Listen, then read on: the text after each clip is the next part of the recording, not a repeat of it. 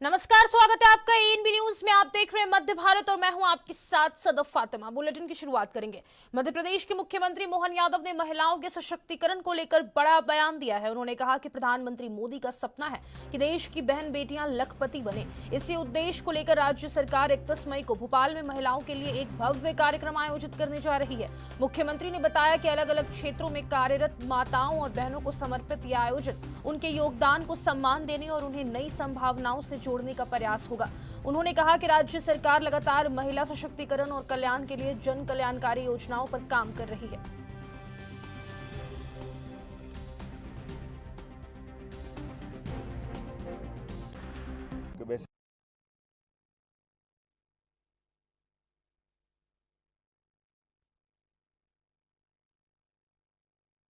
वैसे तो बहुत सारे क्षेत्रों में उनका योगदान है, लेकिन सबसे बड़ा योगदान नारी सशक्तिकरण के लेकर भी है। नारियों के स्वावलंबन, उनके जीवन में अपने हाथ से वो अपना स्वरोजगार पाएं, आमदनी बढ़ाए, अपने घर में आर्थिक रूप से उनकी जिनमें लखपति दीदियों की एक तरह से स्थिति आ गई है। जो यशस्वी प्रधानमंत्री का सपना है कि हमारी बहन बेटियां लखपति बने, और उस नाते से 350 से ज़्यादा समूह के उनके उस तरह के लोगों को भी लेकर के इसी प्रकार से उद्यमशीलता में अलग अलग प्रकार की हमारी बहन बेटियां माताएं जो काम कर रही है, उनके अपने कामों का भी प्रदर्शन करते हुए एक बड़ी संख्या में लगभग 2 लाख बहनों का बड़ा आयोजन 31 तारीख को यहाँ भोपाल में हम करने वाले हैं।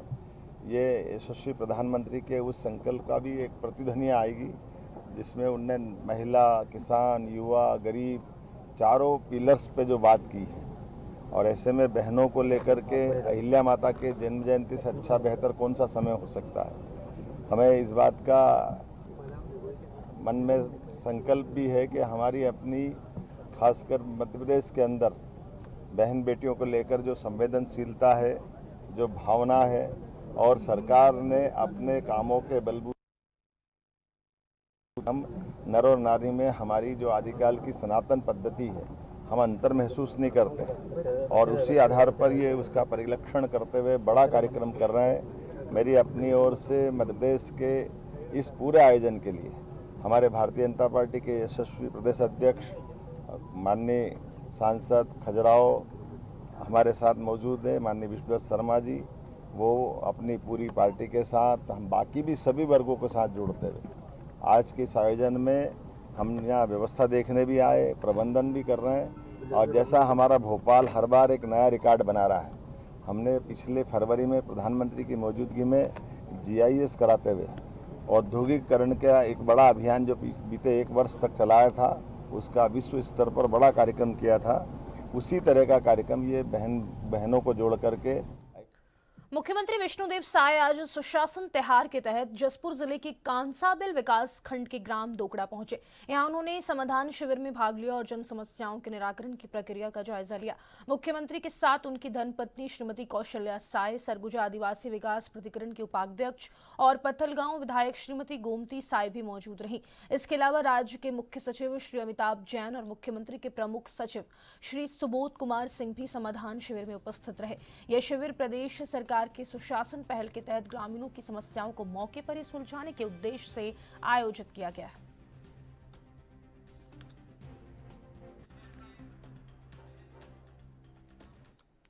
छत्तीसगढ़ के उप मुख्यमंत्री विजय शर्मा ने कहा कि सुरक्षा बलों ने 26 से अधिक नक्सलियों को मार गिराया है। हमारा एक जवान घायल हुआ है, लेकिन वो खतरे से बाहर है। हमारे एक सहयोगी ने ऑपरेशन के दौरान अपनी जान गंवा दी। सर्च ऑपरेशन चल रहा है। बॉडीज रिकवर हुए हैं, कुछ और सामान रिकवर होंगे ही होंगे, और उसमें स्पष्टता आएगी कि क्या क्या हुआ है। सुरक्षा बलों की बात करें तो किसी को कोई हताहत होने की? एक हमारा जवान घायल हुआ है, परंतु खतरे से बाहर है। एक सहयोगी थे जो वो शहीद हुए हैं, और सरकार का इस पर पूरा ध्यान है। आगे इसको ध्यान दे करके आगे बढ़ाएंगे, परंतु ये जरूर है कि जवानों ने बहुत बड़ा करिश्मा कर दिखाया है, और 26 नक्सलियों से 26 से अधिक नक्सली मार गिराए गए। मुठभेड़ की अगर बात करें तो चल ही रहा है कि क्या स्थिति है? अब अंतिम सर्चिंग ऑपरेशन ही चल रहा है। सर्च छत्तीसगढ़ के उप मुख्यमंत्री अरुण साव ने बस्तर को नक्सल मुक्त बनाने की दिशा में जारी अभियान को लेकर बड़ा बयान दिया है। उन्होंने कहा कि सरकार बनने के बाद से ही नक्सलवाद के खिलाफ निर्णायक कार्रवाई की जा रही है और सुरक्षा बल के जवान लगातार मजबूत और ठोस प्रयास कर रहे हैं। नारायणपुर में हुई मुठभेड़ में 2 दर्जन से अधिक नक्सलियों के मारे जाने की सूचना है। उप मुख्यमंत्री ने कहा कि यह हमारे सुरक्षा बलों की कड़ी मेहनत और समर्पण का नतीजा है। सरकार का लक्ष्य है कि मार्च 2026 तक बस्तर को पूरी तरह नक्सल मुक्त बना दिया जाए। देखिए, जिस प्रकार से हमारी सरकार बनने के बाद लगातार बस्तर को नक्सल मुक्त बनाने का अभियान चल रहा है, हमारे सुरक्षा बल के जवान लगातार इस दिशा में ठोस और मजबूती से काम कर रहे हैं और नारायणपुर इलाके में मुठभेड़ की खबर आई है, 2 दर्जन से अधिक नक्सलियों के मारे जाने की खबर है। तो निश्चित रूप से हमारे सुरक्षा बल के जवान पूरी मुस्तैदी से मजबूती से काम कर रहे हैं ताकि मार्च 2026 तक बस्तर हमारा नक्सल मुक्त हो जाए। सर, मल्लिकार्जुन खड़गे कह रहे हैं कि कश्मीर में 26 लोग इसलिए मारे गए क्योंकि मोदी सरकार ने वहां पर्यटकों को सुरक्षा मुहैया नहीं करवाई। मोदी कश्मीर नहीं गए क्योंकि खुफिया एजेंसी ने कहा था कि वहां खतरा है, लेकिन पर्यटक को जाने दिया। देखिए, कांग्रेस जिस प्रकार से इस राष्ट्रीय मुद्दे पर राजनीति कर रही है, ये दुर्भाग्यजनक है। पहलगाम की दुर्भाग्यजनक घटना के बाद जो कड़ा जवाब पाकिस्तान को मिला है, आतंकवादियों को मिला है, जिस प्रकार से हमारी सेनाओं ने ऑपरेशन सिंदूर को पूरा किया और उसके बाद पाकिस्तान को जो कड़ी सबक सिखाई, भारत सरकार ने कड़े कड़े निर्णय लिए। आज देश की जनता इन सब कार्यवाहियों से संतुष्ट है, खुश है। देश ने पूरे देश भर में तिरंगा यात्राएं निकालकर, सिंदूर यात्रा निकालकर देश भर में भारत की कार्यवाही, भारतीय सेना की कार्यवाही और नरेंद्र मोदी जी के नेतृत्व पर खुशी जाहिर की है। और कांग्रेस पार्टी को ऐसे मामलों में राजनीति करने से बाज आना चाहिए। सर, सर्वदलीय टीम जो विदेश जाएगी और पाकिस्तान के खिलाफ बोलेगी, वो विदेश मंत्रालय ने ब्रीफ किया है कि किन किन टॉपिक्स पे बोल सकते हैं। निश्चित रूप से किस प्रकार से पहलगाम की घटना हुई, किस प्रकार से ऑपरेशन सिंदूर हुआ और उसके बाद पाकिस्तान ने क्या क्या हरकतें की, क्या क्या दृश्य दिखा, कैसे आतंकवादियों के जनाजे में पाकिस्तान की सेना और पुलिस के लोग, वहां के बड़े बड़े लोग दिखे, इन सब बातों की जानकारी दुनिया भर को हो और दुनिया को पता चले कि पाकिस्तान आतंकवाद को पालने पोसने का काम करता है, आतंकवादी परस्त सरकार है, ये दुनिया के सामने आना चाहिए। तो निश्चित रूप से ये जो प्रतिनिधि मंडल विदेशों में जाएगा, उससे बड़ा लाभ भारत को मिलेगा और पाकिस्तान। आज पूर्व प्रधानमंत्री राजीव गांधी की 34वीं पुण्यतिथि है। इस मौके पर कांग्रेस नेता भूपेश बघेल ने उन्हें श्रद्धांजलि अर्पित करते हुए कहा कि राजीव गांधी के योगदान को कभी भुलाया नहीं जा सकता। उन्होंने देश के लिए उनके समर्पण और सेवा को नमन करते हुए उनकी याद को हमेशा जीवित रखने का संकल्प लिया है।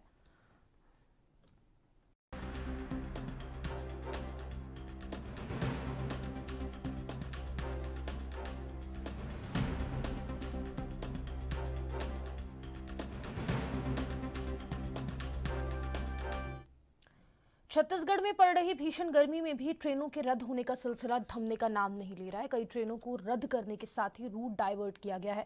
अलग अलग सेक्शन में चल रहे कार्यों की वजह से दक्षिण पूर्व मध्य रेलवे कुल 7 ट्रेनों को रद्द कर चुका है। वहीं 4 ट्रेनों का रूट डाइवर्ट किया गया है। दक्षिण पूर्व मध्य रेलवे से रायपुर मंडल के निपानिया यार्ड पर गडर डी लॉन्चिंग रिलीविंग कार्य के लिए ब्लॉक किया जाएगा। इस वजह से कई गाड़ियां कैंसिल रहेंगी।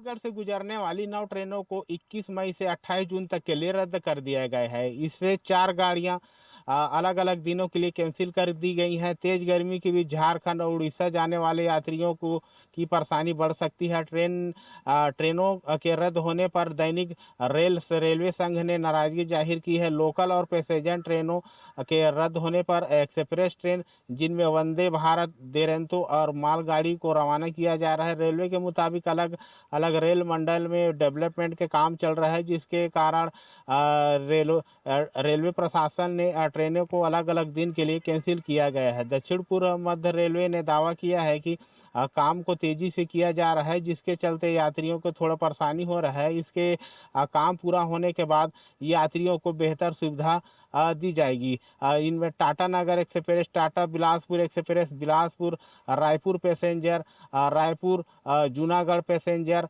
रायपुर कोरबा पैसेंजर, ये गाड़ी 21 से 22 मई तक रद्द की गई है। एएनबी न्यूज के लिए संतोष राज। मध्य प्रदेश कांग्रेस अध्यक्ष जितेंद्र पटवारी ने लोकतंत्र की मूल आत्मा को लेकर भारतीय जनता पार्टी पर तीखा हमला बोला है।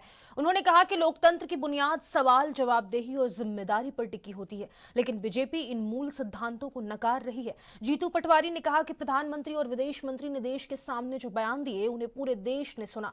अब देश को तय करना है कि लोकतंत्र में विपक्ष की क्या भूमिका है। उन्होंने स्पष्ट किया कि कांग्रेस लोकतंत्र में अपनी भूमिका निभाएगी, सवाल पूछेगी और जवाब भी मांगेगी। उन्होंने कहा कि देश की भावी पीढ़ी को सवाल जवाब का अधिकार दिलाने के लिए कांग्रेस ने संघर्ष किया है और आज भी विपक्ष सरकार के साथ खड़ा है, लेकिन सवाल पूछने का अधिकार कोई नहीं छीन सकता। भारत का हर नागरिक सवाल करेगा और सरकार को जवाब देना ही पड़ेगा। जनता पार्टी लोकतंत्र को नकारती है। भारतीय जनता पार्टी जिस तरीके से लोकतंत्र की मूल धारणा है सवाल और जवाब की, जवाबदेही और जिम्मेवारी की, उसको नकारती है।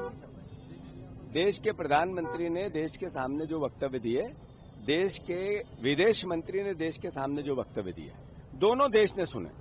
अब देश को तय करना है कि ये लोकतंत्र में विपक्ष करे क्या, क्या बोले क्या नहीं बोले। अरे हमारा दायित्व है, हमने देश को आजाद कराने में हमारे विचार ने शहादत दी।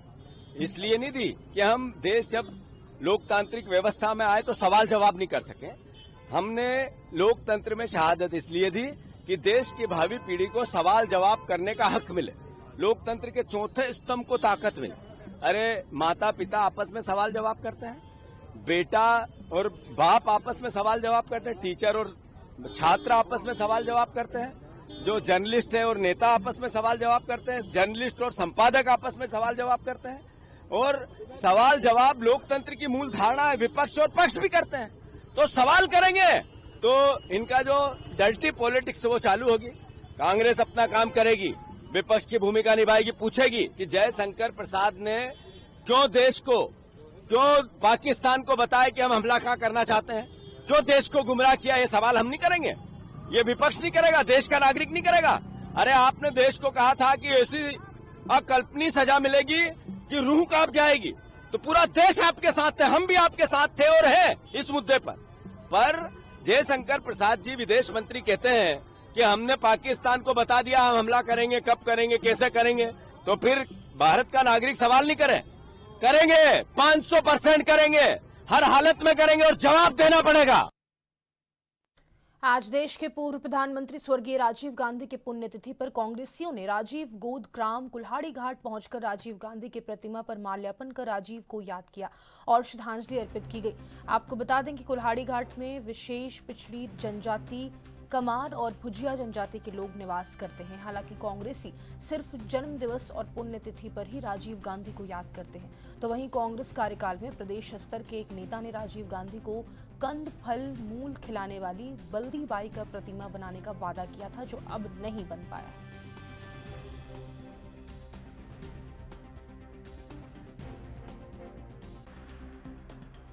राजीव गांधी जी की पुण्यतिथि है, आज आप लोग यहाँ पर पहुँचे हैं, हर साल आते हैं, लेकिन कांग्रेसी ऐसा लगता है कि राजीव गांधी को भूल गए। ऐसा बिल्कुल नहीं है, हम में है राजीव। आज जितने यहाँ पे कांग्रेसी पहुंचे हुए हैं, हमारे पदाधिकारी पहुंचे हुए हैं, सब में है राजीव और पूरे देश के लोगों में उनकी विचारधारा समाहित है। तो ये कहना बिल्कुल मैं कहूँगा गलत है। ये हम लोग हर साल, ऐसा नहीं है कि हम साल में 2 ही बार आते हैं जयंती और पुण्यतिथि में, हम लोग लगातार आते रहते हैं। यहाँ पे माननीय सरपंच जी को आप पूछ सकते हैं, गाँववासियों को पूछ सकते हैं, लगातार हम लोग आते रहते हैं। और आज भी हम लोग सभी कांग्रेसी भाई और हमारे यहाँ के अति प्रिय जाति के लोग यहाँ पे पहुँचे हुए थे और सभी जो है भावपूर्ण हम लोग श्रद्धा सुमन अर्पित किए हैं आज पुण्यतिथि पुण्यतिथि के अवसर पे। तो ये कहना गलत है कि हम लोग सिर्फ राजीव जी को उसकी पुण्यतिथि और जयंती पे याद करते हैं। देश के पूर्व प्रधानमंत्री राजीव गांधी की पुण्यतिथि आज आप लोग यहाँ पर आकर श्रद्धासुमन अर्पित किए हैं। क्या मानते हैं कि सिर्फ पुण्यतिथि और जयंती में ही कांग्रेस याद करते हैं राजीव गांधी? राजीव गांधी को पुण्यतिथि और जयंती में नहीं, राजीव जी को तो पूरे कांग्रेस के लोग और पूरे भारत देश के लोग हर हमेशा उसके दिल में है, उसकी आत्मा में है। और पूरे देश के लोग, कांग्रेस की ही बात नहीं है। आज युवा पीढ़ी भी इस चीज़ को अनुभव कर रहे हैं कि राजीव जी की ही देन है, राजीव जी के ही सपना हो, चाहे वो कंप्यूटर युग हो, चाहे मशीन युग हो, चाहे कोई भी हो। जो देश इतना जो तरक्की किया है राजीव गांधी की कृपा से हुआ है, उनके सोच से हुआ है। आपके प्रदेश के नेता ने यहाँ आकर बयान दिया था कि बल्दी बाई का स्टैचू बनाया जाएगा। पूरी कांग्रेस की कार्यकाल खत्म हो गई लेकिन स्टैचू नहीं बना। देखो, बोला है कांग्रेस के लोग, नेता लोग बोले हैं करेंगे, भाई समय लगता है, लेकिन जो बोल दिए है मतलब वो काम होगा। कांग्रेस कहीं बोलता है वो पूरा करते हैं। आपकी सरकार रही तब तक अरे तो सरकार आते जाते हैं, उससे कोई फर्क नहीं पड़ता है। कांग्रेस तो जिंदा है, क्या नेता तो जिंदा है। कोंडागांव से वन अधिकार अधिनियम के दुरुपयोग की एक गंभीर और चौंकाने वाली तस्वीर सामने आई है। चिकलपुट इलाके में आदिवासियों और गरीब परिवारों की आत्मनिर्भर बनाने के उद्देश्य से जो जंगल जमीन वन अधिकार अधिनियम के तहत दी गई थी, अब वही जमीन कमर्शियल इस्तेमाल में लाई जा रही है। बड़े पैमाने पर हरे भरे पेड़ काटे जा रहे हैं और उनकी जगह कंक्रीट के ढांचे, मकान, कॉम्प्लेक्स और दुकानें खड़ी हो रही हैं। जिन लोगों को वन अधिकार पत्र दिए गए थे वो ना तो अब खेती कर रहे हैं और ना ही जंगलों के संरक्षण की कोई पहल। उल्टा जमीन को बेचा जा रहा है, लीज पर दिया जा रहा है और कमर्शियल प्लॉट में तब्दील किया जा रहा है। यह स्थिति न सिर्फ वन अधिनियम की भावना के खिलाफ है बल्कि जंगलों के अस्तित्व और पर्यावरण के लिए भी गंभीर खतरा बनती जा रही है।